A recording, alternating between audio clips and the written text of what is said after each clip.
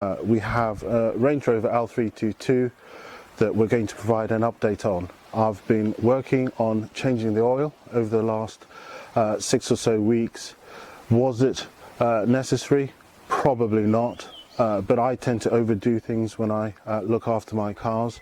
This is one of the advantages really of working on cars yourself. You can really go above and beyond. So that's really been the focus, and making sure that we've got some genuinely clean oil in the car. A couple of days ago I was doing probably the final oil change before the car was due to Land Rover. They refused the car on Friday, by the way. I told them that I couldn't deliver the car on Friday, but I would on the Saturday, because that's when the transport was available, and they said no. The paradox is that they have told me that I can drop the car off at any time, and that they'll look at it when they can, if they can. So the car is due in now on the 3rd of August, but I've decided that I'm going to drop the car off any day this week. So I'm going to speak with them tomorrow, confirm when I can drop the car off, and I'm going to leave it with them, because I now believe that this is going to be my main daily driver. I spent quite a bit of time in the car yesterday, and I've come to realize that it really is the creme de la creme. It has everything anybody would want.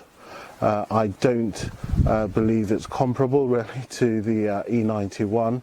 So if we're able to get this car mechanically sound, that is going to be my main daily driver. So the last time we were looking at this Range Rover L322, I was just setting off to drop the car off at my local auto shop.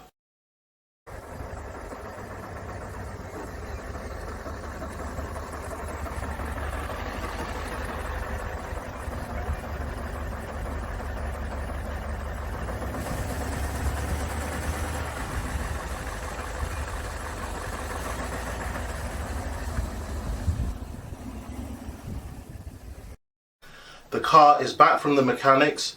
Unfortunately, we have some bad news. They were unable to diagnose the fault. We're just going to have a quick look at how the car is running.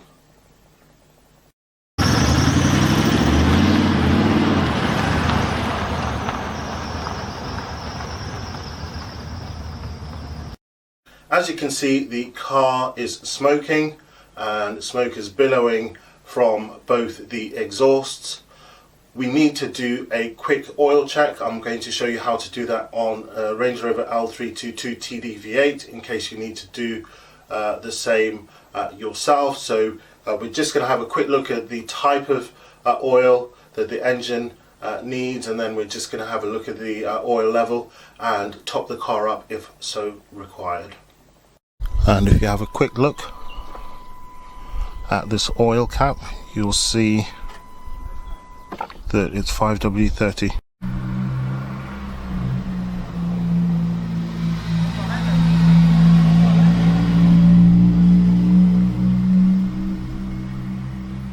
If you lift the engine cover off, right by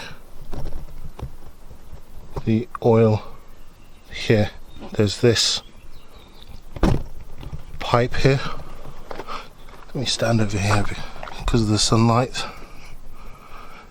so you can see it. There you can see it's definitely got a rotary symbol or a twist symbol. You can basically twist that here and then pull it out. There. Okay, now that tube, that pipe will allow you to suck the oil out. So we're going to get an extractor and suck out the excess oil.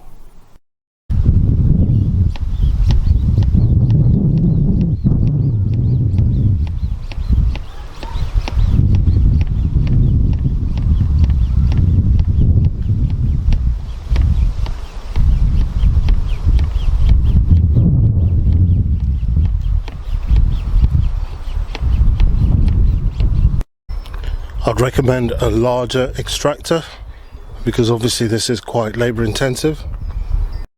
That is the state of the oil, pitch black. So even though I've added 7 litres, I'm going to drain all of the oil and put a fresh 10 litres in. One of the main reasons I've not drained the oil using the sump beneath the car is because it's collapsed on the left hand side. I'm just going to go start the car. You'll watch the air suspension start to raise the vehicle.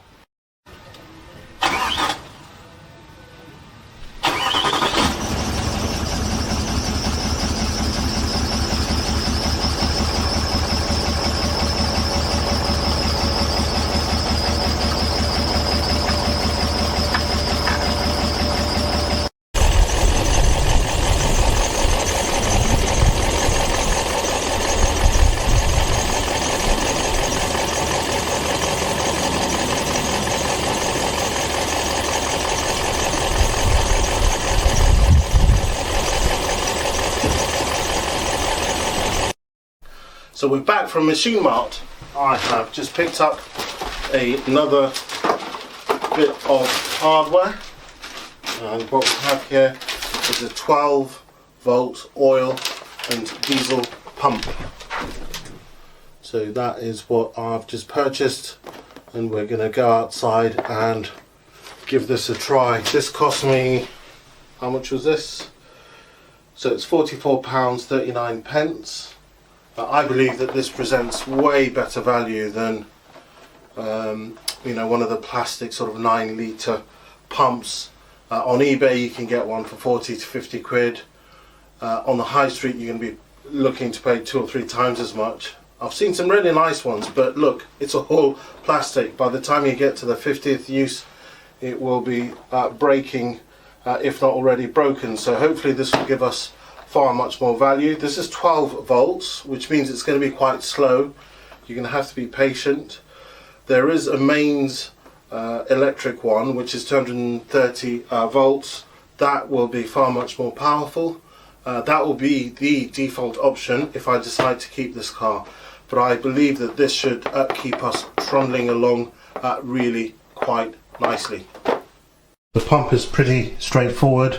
There's an out and an in. So this is the pipe for the in, that is the pipe for the out. The problem with this pipe is it doesn't fit on the car. This pipe, however, from the manual pump does fit on the car, so we're going to try and fit that instead. Before we start pumping, we're going to remove the oil filter again. That will allow the oil to actually flow out far much more easily. You'll need this socket set. You can easily pick one up off eBay. This helps not fray the edges around the oil filter cap, so very useful.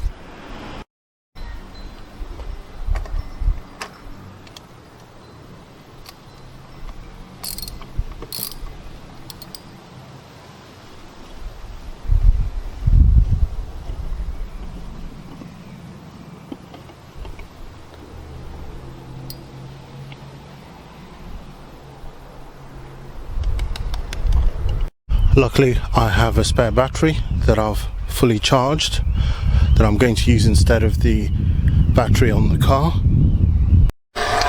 So here we are after around half an hour. I'd say probably a third of the bucket.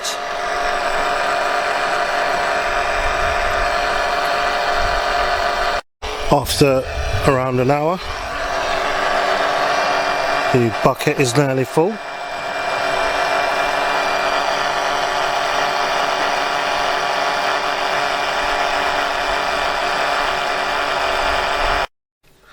Fantastic progress with the pump. We've been able to remove all the oil from the car. Next up we're going to replace the oil filter, and we're going to place 9.5 litres of oil. I purchased 30 litres of oil, so the plan tomorrow is to put 9.5 litres of oil, and then we're going to run an engine flush. After the engine flush we're then going to drain and put another 9.5 litres of oil, and then we're going to run that again for a day or so, and then we're going to remove that, and finally for the third time we're then going to add some pretty good 5W30. So that is the plan with this Range Rover. I've just picked up 30 litres of oil from the auto shop.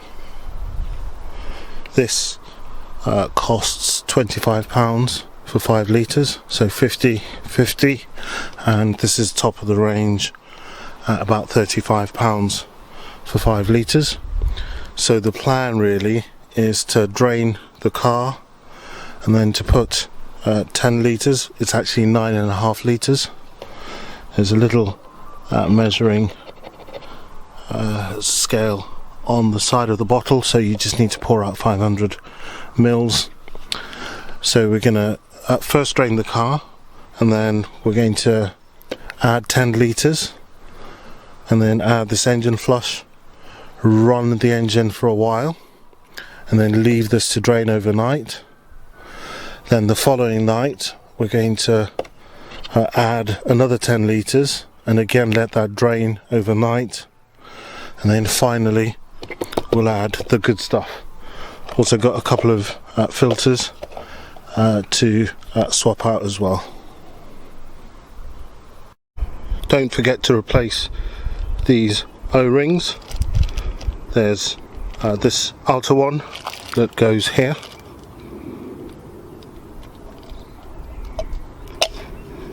Just pull that off. And then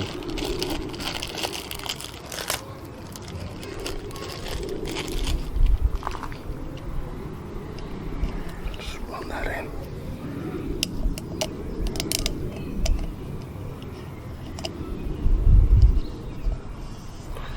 Also be sure to rub a little bit of oil around it. Make sure you soak the filter in some oil before it goes in.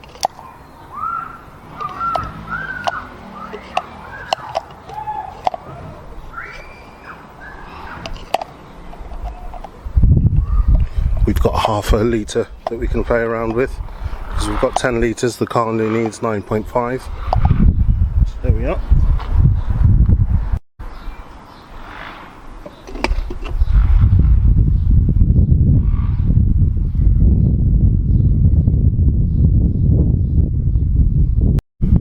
Finally, the moment we've been waiting for.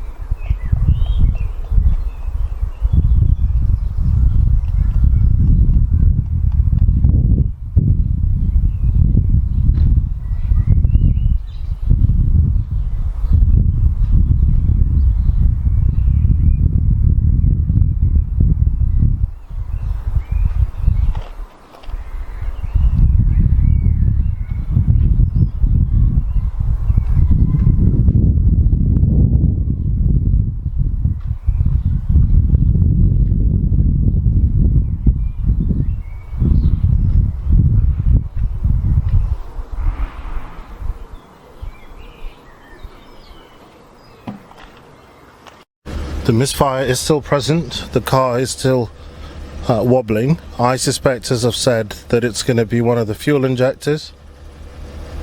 So next up we're going to have to clean all the fuel injectors or replace any faulty ones. The intention was to run some of this engine flush, but looking at the state of the oil,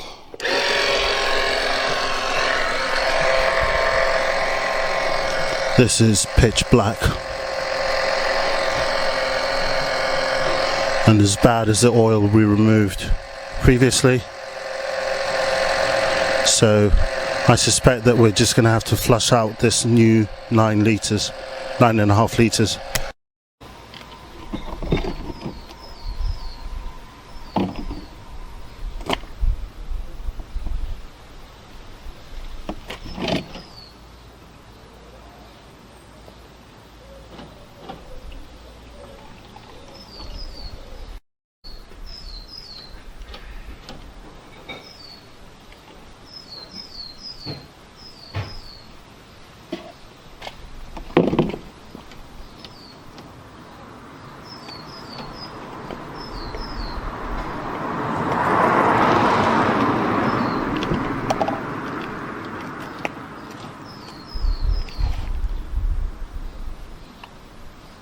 We're just about to fill the car for the second time with this fresh oil. I thought I'd give you a couple of pointers. The first is, when you're draining the oil, these are the two bottles with the oil drained yesterday. As you can see on the floor, there's some oil that has leaked onto the ground and has messed up my measurements. So when you're extracting the oil from the engine, try and make sure none of it spills onto the ground. As you can see all the way here, because it will throw you off when the car says it's empty, but the bottle, like this one here, is down there, not the way up there. So there is a scale on the side there. We're now going to fill the car up. This is the second tip, which is fill it up with one bottle, but don't take it up to 9.5 litres, which is the expected amount. Take it to 8 litres, and then check the car once the oil is settled, and then increase it by 500 mils at a time to avoid overfilling the car. Okay, we're going for a third flush of this engine, because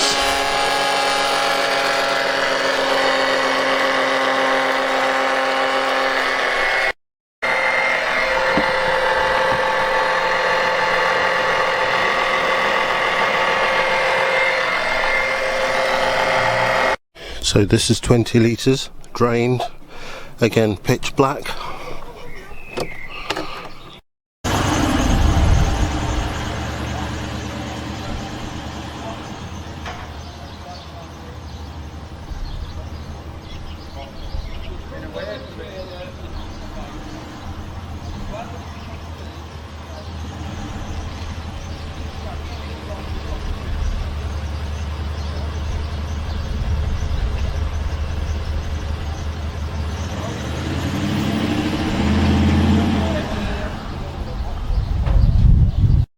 So I've just purchased another 8 litres of oil from Mazda. This is the third time we've added oil to this engine. Officially the fourth time actually, but I won't count the first time because that was only 7 litres.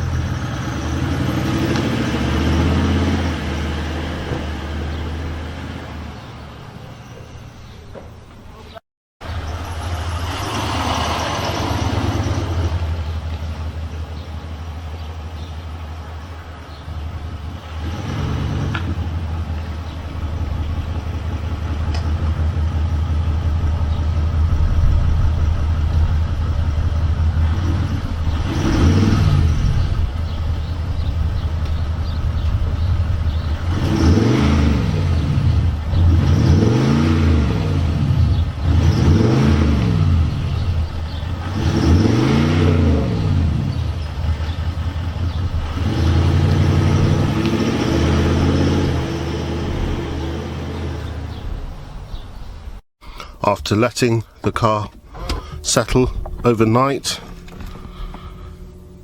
we're going to check the oil level again.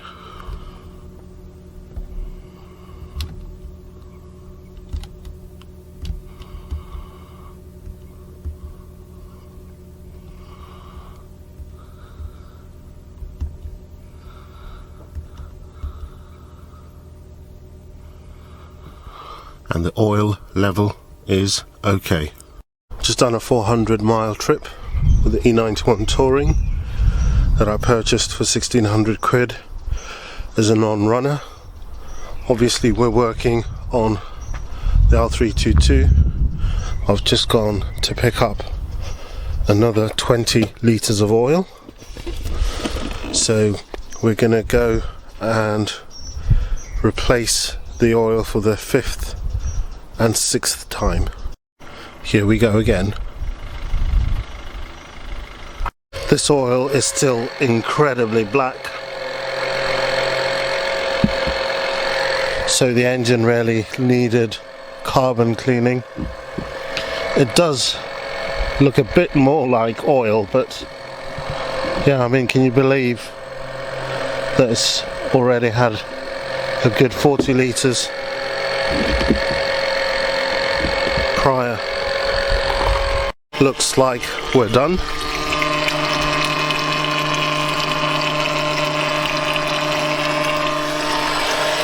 can see it's just spitting oil now.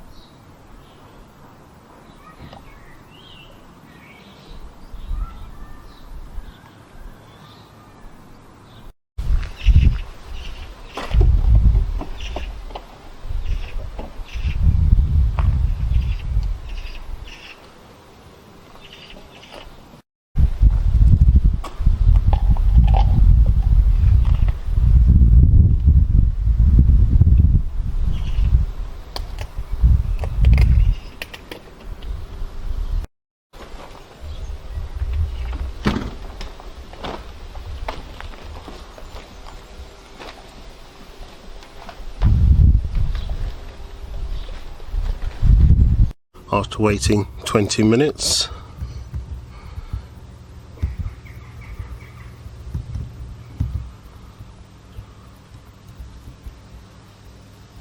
and that is looking hunky-dory. After changing the oil for the 5th time, we're now going to start the car to give the engine a quick run. The car is blowing white smoke after the engine's been running for a few minutes. Now typically there are 3 types of smoke that you'll see from a car. There's blue smoke, black smoke and white smoke. We are generating some white smoke after a while. Now typically if you get black smoke, as soon as you start a car, it indicates that the engine is running rich, so too much fuel is being pumped into the engine. This could be a stuck injector or some other malfunction. If you are receiving blue smoke immediately after starting the engine, that typically indicates some very expensive problems. It could be the piston rings that have gone, the pistons themselves, or some valve stem seals, for example, on a V8 BMW. Blue smoke is, yeah, absolute danger really for your wallet. White smoke usually indicates problems with PCV diaphragm, for example. It also could be the injectors themselves. So yeah, we're just going to run the car and see how it's running after the 5th oil change. Again, I've been running the car for about 10 minutes and we have the white smoke.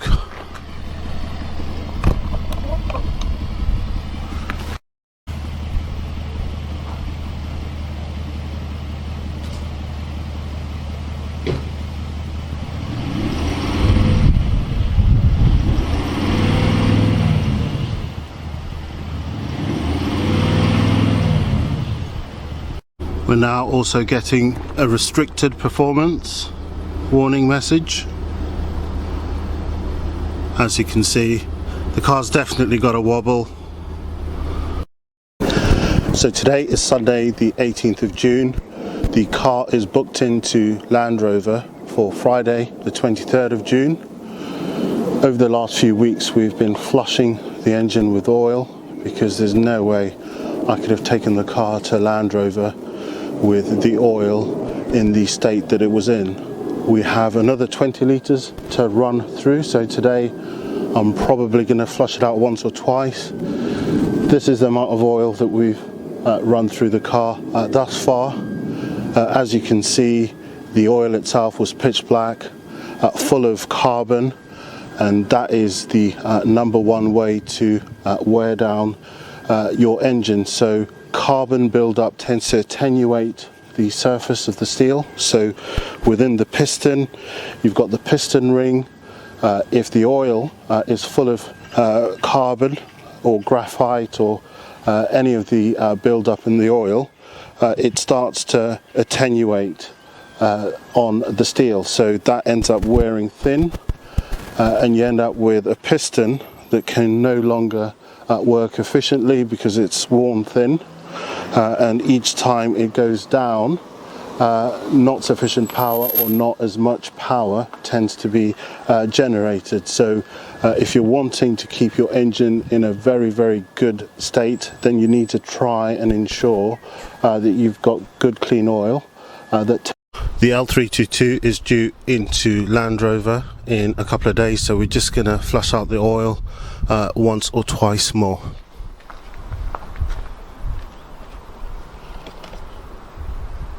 So this is what it looks like.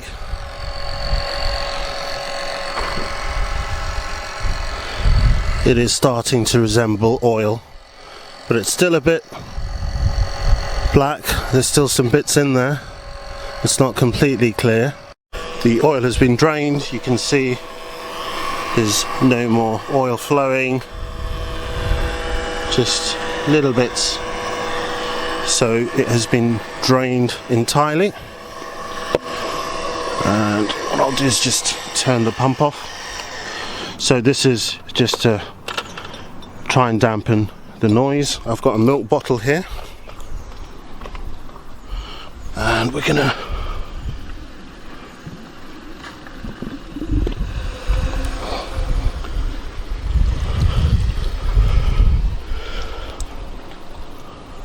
yeah, that is still pretty black.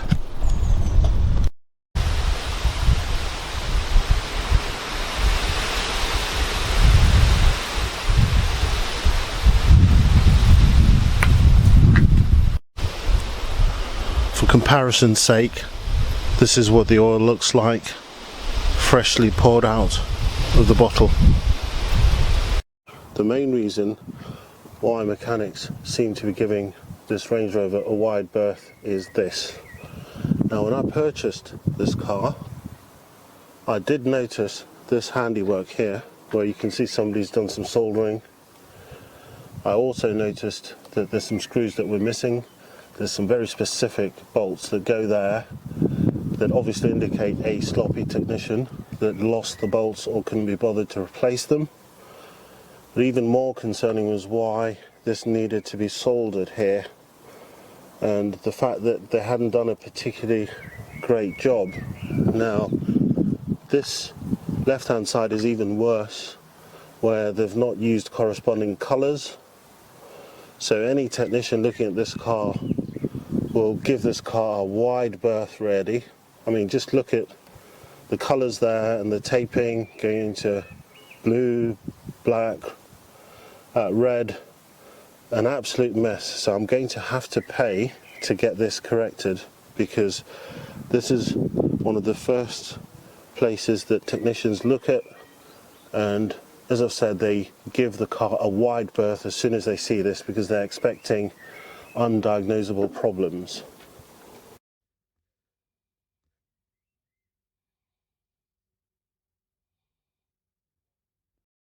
So anyway, back to the L322. The plan is to drop that off this week. I've spent some time reviewing the car, and it really has anything and everything that a driver could wish for. I don't really understand how anybody can slate the car. Ultimately, the people that slate Range Rovers are people that have never driven them. I think that once you actually own one of these cars, you come to drive and see the features that the car has, it is unquestionably one of the finest cars that's available. I believe you purchase this car and that is the car that you'll die with. So that's probably the plan. So we're going to start putting some real care into the car. We're going to do some preventative maintenance. I've been watching other videos by other Land Rover fanatics that purchase cars in this price range. They just don't seem to understand that the car originally cost £90,000. You're not going to get a £90,000 car for 5 or 6 grand and not have to invest another £10,000. So the reality is that the parts on these cars cost 10 times more than a Mercedes or a BMW. So if you're looking at a standard BMW like the one I've got to the right of me, this is a BMW E39 and it is regarded by many as one of the finest saloon cars in the world.